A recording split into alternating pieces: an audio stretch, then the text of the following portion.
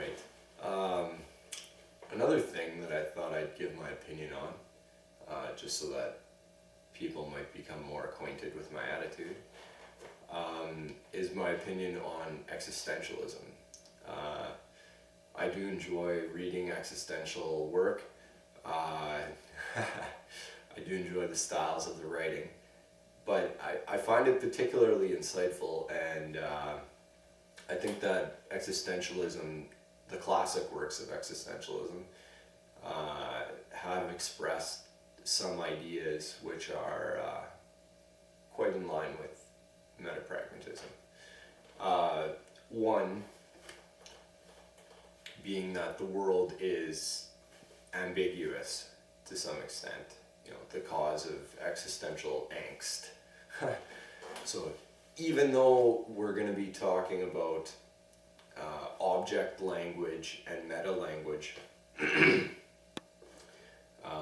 all of the syntactical operators or logical operators of language, they're common to both the object and the meta language, and that's where the ambiguity, we can't escape it. Even when we can disambiguate tons of different ontologies within the object language, when we get to the meta language, we still have this ambiguous ontology of syntactical operators.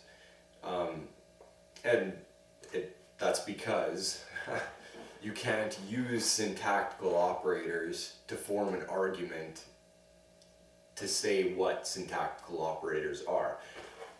And that's where metapragmatism is sort of a philosophy of showing that ambiguity, but in reference to all of the other things that we can disambiguate with language, and the sorts of ontologies that we do have a different sort of epistemic access to, which is to say that they're not as ambiguous.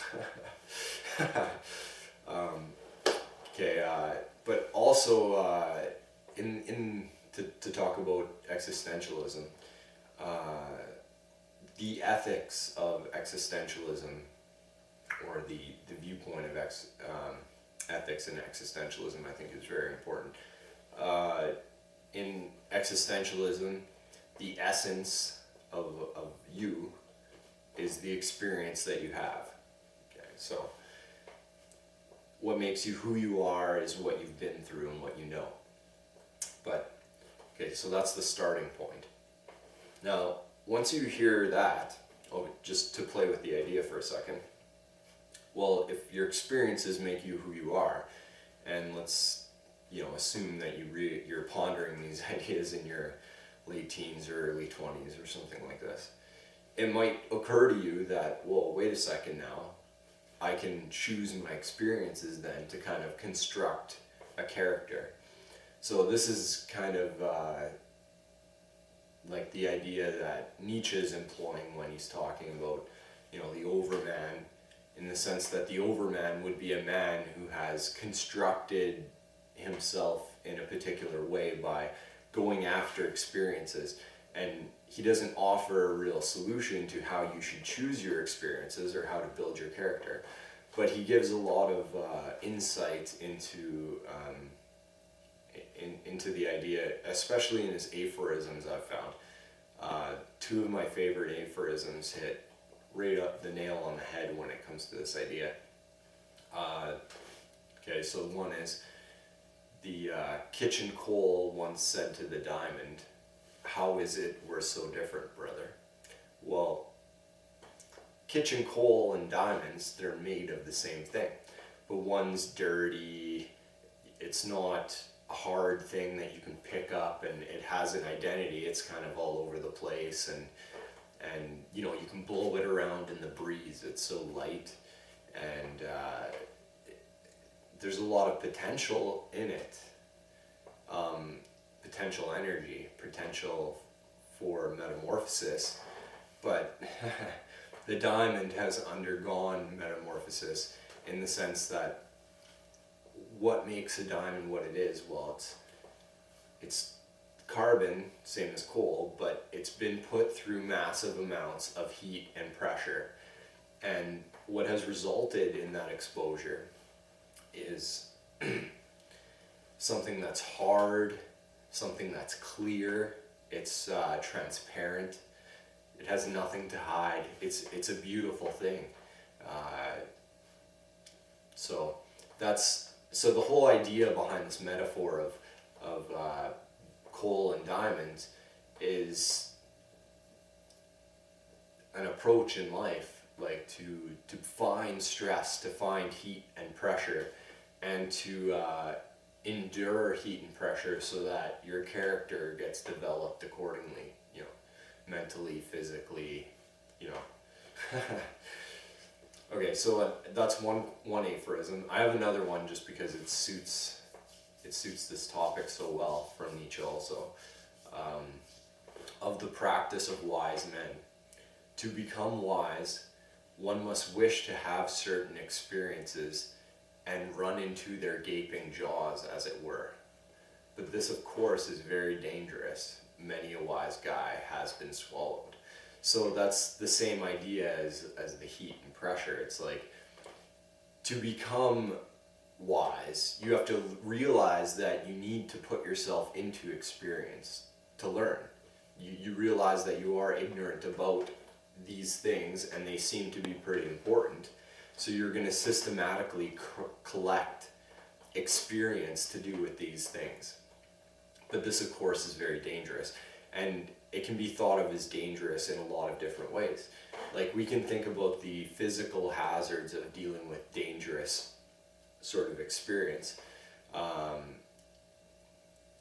But we can also think of the dangers of, you know, a comfortable lifestyle, or, you know, falling into a rut of some sort. So, yeah, it's very dangerous. So, existentialism. Yeah. So, all right. I guess to talk about Nietzsche,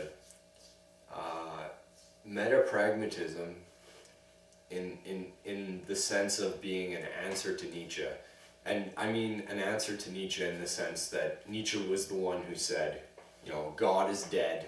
We need a new platform to base our values on. Okay, so what platform are we gonna base those values on? Well, I'm suggesting that we base our values on not the set of propositions, but the set of propositions about propositions, because when we're aware of this metapragmatic architecture, this metapragmatic framework, we can more systematically and more advantageously choose the experiences that are going to continue to develop our character. Now, when I'm talking about choosing different experiences, the things that we want to take into consideration when we're choosing our experiences to build our character is how different experiences are going to complement each other.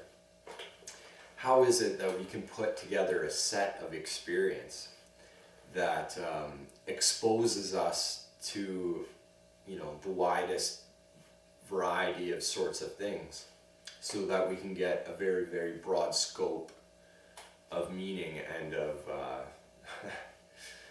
understanding within our cultures.